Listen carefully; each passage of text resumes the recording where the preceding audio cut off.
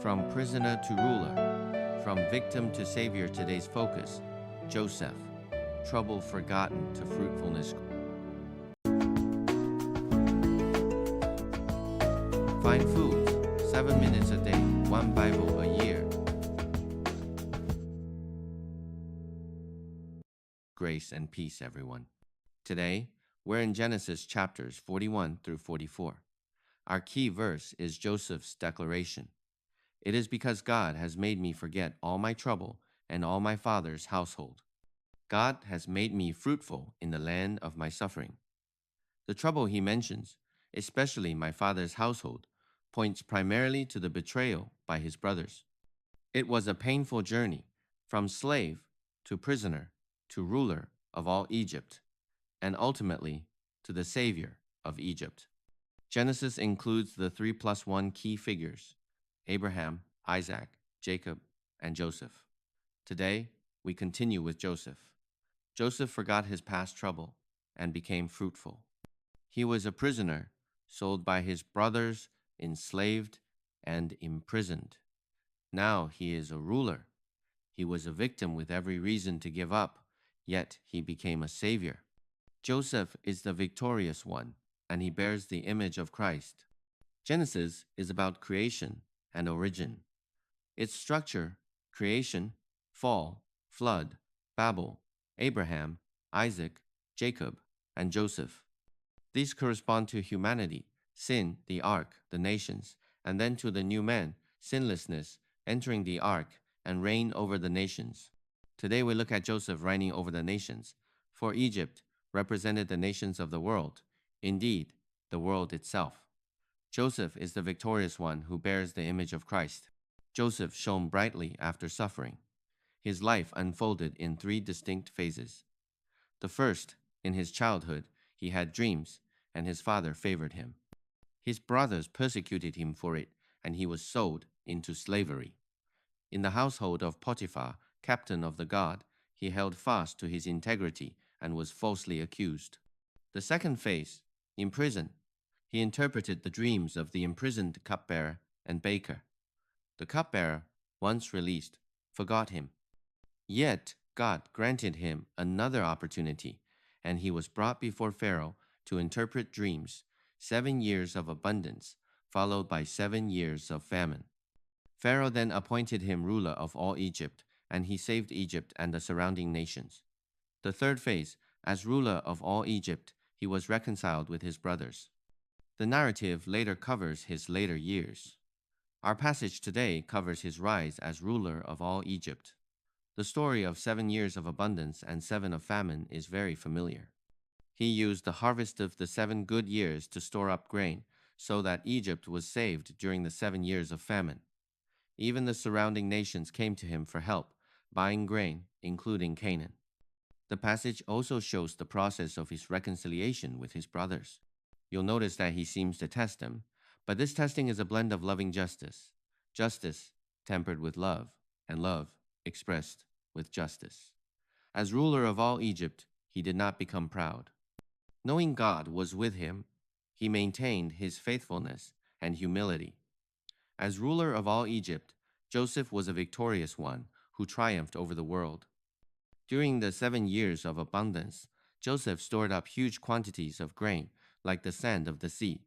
It was so much that he stopped keeping records because it was beyond measure. Joseph named his firstborn Manasseh, meaning forget in Hebrew, and said, "It is because God has made me forget all my trouble and all my father's household." The second son he named Ephraim, meaning twice fruitful in Hebrew, and said, "It is because God has made me fruitful in the land of my suffering." That is Manasseh and Ephraim. Jacob, also named Israel, had 12 sons, Joseph being one of them. The 12 tribes of Israel, however, included both Manasseh and Ephraim as distinct tribes because Joseph received the double portion of the firstborn. The extra tribe is Levi. The tribe of Levi was set apart for the service of God, so we can think of it as 12 plus 1 tribes.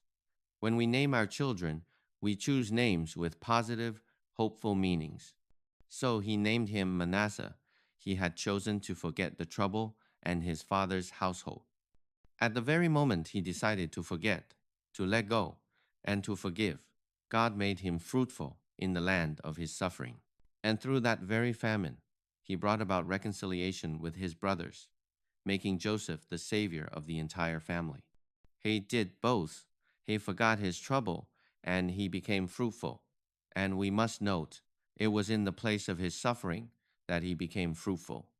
Brothers and sisters, when we face suffering, persecution, or betrayal, we may be tempted to sink into self-pity or to blame God, but we must turn our eyes to the Lord, just as Joseph did. Joseph's life closely parallels that of Christ. He is a foreshadowing of the Messiah to come. Christ was betrayed and sold by his own, descending to the lowest point, death. Yet God exalted him to the highest place. The same pattern is seen in Joseph. So we must reflect. We all desire success, but we dislike perseverance. Let's look at a passage from the New Testament, the book of James. Consider it pure joy, my brothers and sisters, whenever you face trials of many kinds, because you know that the testing of your faith produces perseverance. Let perseverance finish its work so that you may be mature and complete, not lacking anything. Joseph, in his success, was mature, complete, and lacking nothing. But what preceded that was the trials of many kinds. Our faith must be tested, for that testing produces perseverance. From the context, we see that these trials of many kinds are like the refining of gold, a test of faith from God himself. A test, a trial, and a temptation can sometimes describe the same event. The key is to view it from God's perspective, recognizing that it has a positive, purposeful meaning. As we go through such testing, it produces perseverance. And what is perseverance? It is the capacity to look beyond present pain and fix our eyes on future hope.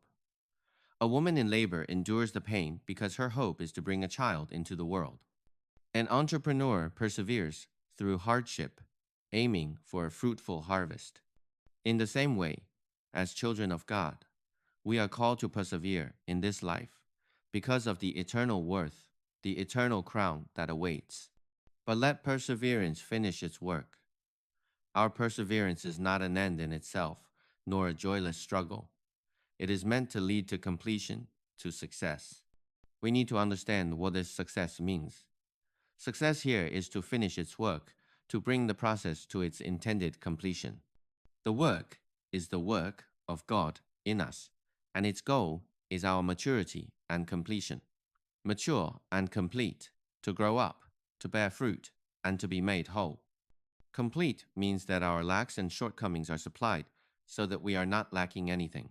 This is God's intent. It is inseparably linked to perseverance. If we are unwilling to endure, we cannot experience being transformed. And God has given us a secret weapon, joy. You heard of the Christian Golden Trio? Rejoice always, pray continually, give thanks in all circumstances. Since life is often filled with difficulties, how then should we live each day? With joy. Whenever you face trials of many kinds, we are not merely to be joyful, but to consider it pure joy. This joy springs from faith. So we see that Joseph became mature and complete. He forgot his trouble and became fruitful in the place of his suffering, came through perseverance. And Joseph's perseverance sprang from a faith that had been tested. There's a saying that captures it well. The glory you see in public is paid for by the suffering endured in private. If you desire that kind of success, to finish the work, to become mature and complete, then begin with great joy, for that joy is the very expression of faith. Please use the reading plans to check in and track your progress, whether you follow the dates or the scriptures plan. Whichever is your preferred method, please write in soon to get your copy. You're also welcome to start a group in your church, Bible study, or simply gather some brothers and sisters to create a chat group, share and check in together daily. The check-in number is located on the bottom right corner of the cover. For example, you could note Q19. By the time we reach Q365, a full year will be complete. So write in now to get your plan and print it out. Reading Guide to Genesis. Genesis is about creation and origin, set in the patriarchal age. Chapter 41. Joseph interprets Pharaoh's dreams. Joseph forgets his trouble and becomes fruitful. Chapter 42. Joseph, as ruler, and his brothers come to Egypt to buy grain. Chapter 43. Joseph's brothers bring Benjamin to Egypt. Benjamin is the youngest, the 12th son. Joseph is the 11th. In what seems like harsh testing, Joseph actually works toward reconciliation, fostering unity that is both loving and just. Chapter 44. The missing cup, the unfolding of this process. Today's focus: Joseph, trouble forgotten to fruitfulness. We desire his success, but must first embrace his perseverance and remember to rejoice. Joseph became mature and complete. He forgot his trouble and became fruitful in the place of his suffering. His perseverance sprang from a faith that had been tested. Blessed is the one whose delight is in the law of the Lord, and who meditates on his law day and night. Fine food, 7 minutes. See you tomorrow.